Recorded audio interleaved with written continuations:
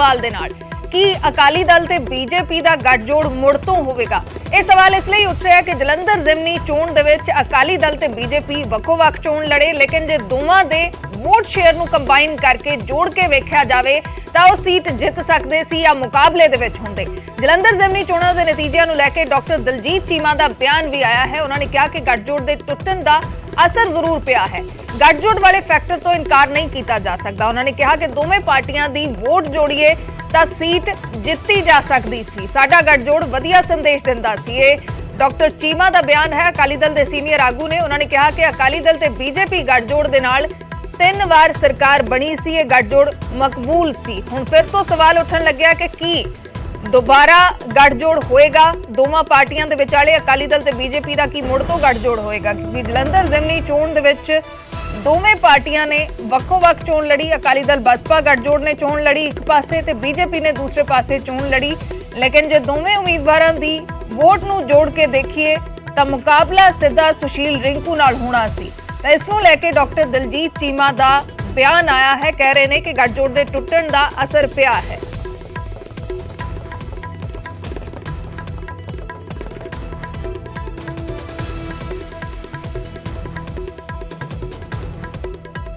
पहली चोण सी तुहानूं एवें भी लगदा कि अलायंस तो बाद पहली चोण सी जे बीजेपी और अकाली दल की वोट शेयरिंग देखी जाए तो अलायंस तो बाद पहली चोण सी? नहीं चलो अलायंस तो जिहड़ा विधान सभा चोणां वेले भी सीगा, इस करके उस तो बाद बीजेपी के नाल अलायंस की गल करें। हाँ ये एक फैक्टर है, उहदे च कोई शक नहीं है, क्योंकि 21 साल दो पार्टियां ने अलायंस ਦੇ ਵਿੱਚ ਕੰਮ ਕੀਤਾ, अकाली दल ਤੇ बीजेपी 3 ਸਰਕਾਰਾਂ ਵੀ ਇਕੱਠੀਆਂ ਪਈਆਂ और बहुत सारे हल्के हैगे आ जिथे डिपेंडेंसी हो गई सी एक दूजे ते।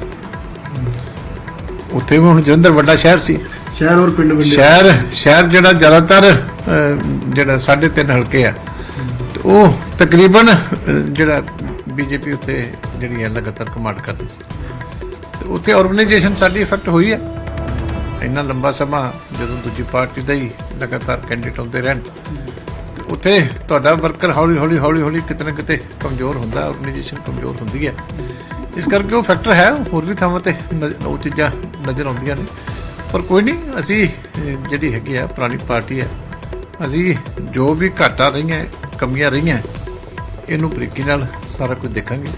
अलायंस जे हुंदा तो लगदा कि बेटर होना सी बीजेपी ते अकाली दल। नहीं वो जो तुसी दोनों का जे अज भी तुसी टोटल कर लो, ठीक है ना, तो साडा ते उन्हां दा ते फिर वो जिहड़ी है जित वाले पासे जिहड़ा काम बनदा।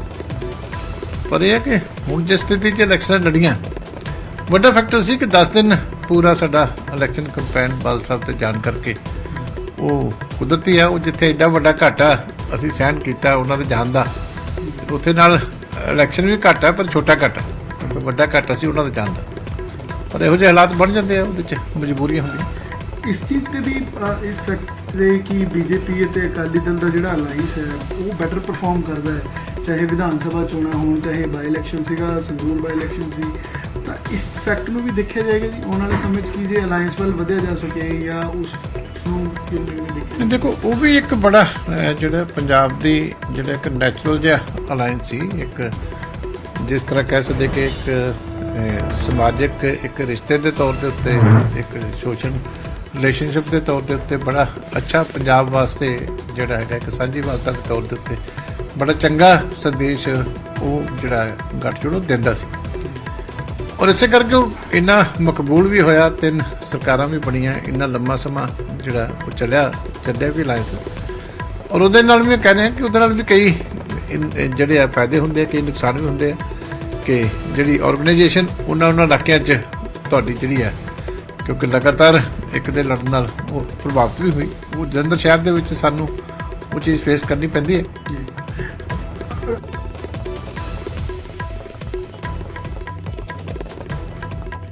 तो डॉक्टर दलजीत चीमा का बयान जो कह रहे हैं कि गठजोड़ मकबूल सी लोगों के विच ते जे इकट्ठे चोण लड़ते तो जित वाले पासे हुंदे। अमन भारद्वाज मेरे सहयोगी जुड़े ने। अमन ये तो समझ आ रहा है कि इस चोण तो बाद किते ना किते चर्चा फिर उठ रही है कि बीजेपी अकाली दल का गठजोड़ होएगा, क्योंकि हुण तक ਜਦੋਂ ਗੱਠਜੋੜ ਟੁੱਟਿਆ ਬੀਜੇਪੀ ਕਹਿ ਰਹੀ ਹੈ ਕਿ ਅਕਾਲੀ ਦਲ ਨੇ ਤੋੜਿਆ, ਅਸੀਂ ਮੁੜ ਨਹੀਂ ਕਰਾਂਗੇ, ਅਸੀਂ ਆਪਣੇ ਦਮ ਤੇ ਚੋਣਾਂ ਜਿੱਤਾਂਗੇ। ਲੇਕਿਨ ਬੀਜੇਪੀ ਦਾ ਉਮੀਦਵਾਰ ਚੌਥੇ ਨੰਬਰ ਤੇ ਸੀ। ਅਕਾਲੀ ਦਲ ਦੀ ਵੀ ਕੋਈ ਜ਼ਿਆਦਾ ਬਿਹਤਰ ਸਥਿਤੀ ਨਹੀਂ ਸੀ, ਅਕਾਲੀ ਦਲ ਤੀਸਰੇ ਨੰਬਰ ਤੇ ਸੀ। ਤਾਂ ਕੀ ਹੁਣ ਬੀਜੇਪੀ ਜਾਂ ਫਿਰ ਅਕਾਲੀ ਦਲ ਇਸ ਨੂੰ ਲੈ ਕੇ ਮੁੜ ਤੋਂ ਕੋਈ ਗੱਲ ਛੇੜੇਗਾ?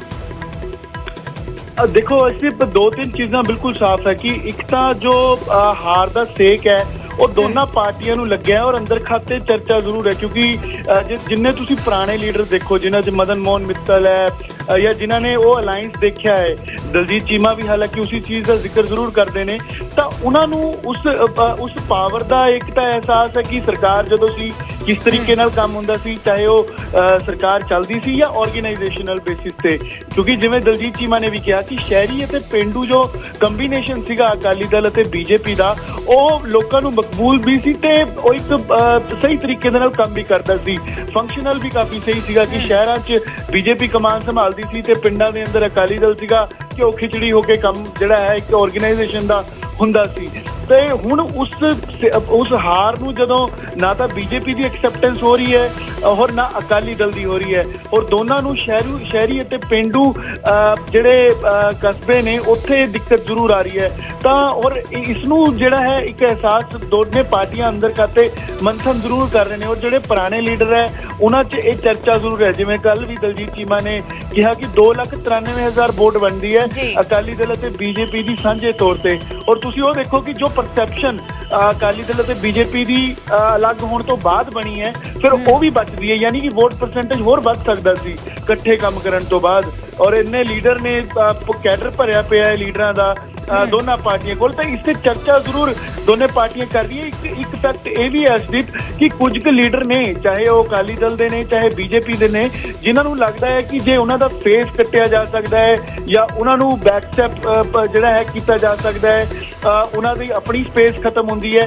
इस करके अलायंस से बयानबाजी उन्होंने काफ़ी नैगेटिव कह सकते हैं देखने को मिलती है क्योंकि बीजेपी के ऐसे कई लीडर ने जो अलायंस से खुल के बोलते जरूर ने, बोल्ड जरूर बोलते हैं कि अलायंस नहीं हो सकता, लेकिन उन्होंने अपनी पोजीशन जानदा अपनी पावर पार्टी च जानदा डर हैगा है। हालांकि जो तुसी पुराने बीजेपी के लीडर देखो तो वो हमेशा चाहे सुरजीत ज्ञानी है किन्ने अजिहे लीडर है, मदन मोहन मित्तल है जो उस अलायंस का एक दोनों पार्टियां नूं इकट्ठे देख के एक प्लेटफॉर्म पे ज़्यादा बेहतर महसूस करते हैं। और ये हार तो बाद दोनों पार्टियां इन्ना जरूर मन के चल रही है कि सानू वो पेंडू ते शहरी जो स्पेस खत्म होंदा जा रहा है, चाहे वो 21 साल अलायंस सीगा 3 बार सरकार बनी, तो अलायंस के बाद ही स्पेस किते ना किते पंजाब के अंदर मिल सकता है जे अलायंस होएगा।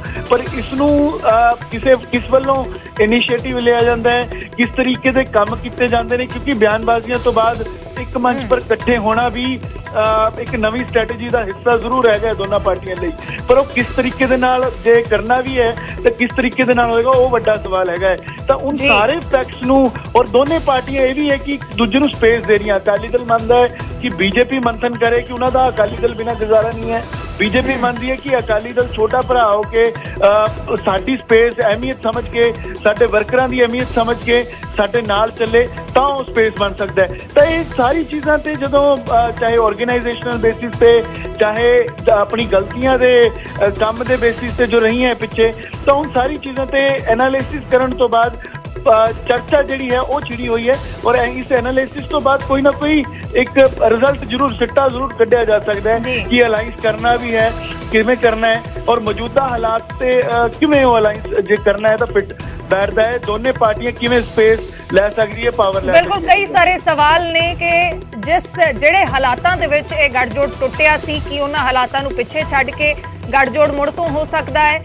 ਬੀਜੇਪੀ ਜੋ ਹੁਣ ਕਹਿੰਦੀ ਹੈ ਕਿ ਅਸੀਂ ਵੱਡਾ ਭਰਾ ਅਕਾਲੀ ਦਲ ਨੂੰ ਮੰਨਿਆ ਸੀ ਲੇਕਿਨ ਉਹਨਾਂ ਨੇ ਗੱਠਜੋੜ ਤੋੜਿਆ, ਲੇਕਿਨ ਹੁਣ ਅਸੀਂ ਛੋਟੇ ਭਰਾ ਦੀ ਭੂਮਿਕਾ ਦੇ ਵਿੱਚ ਪੰਜਾਬ ਦੇ ਵਿੱਚ ਗੱਠਜੋੜ ਨਹੀਂ ਕਰਾਂਗੇ।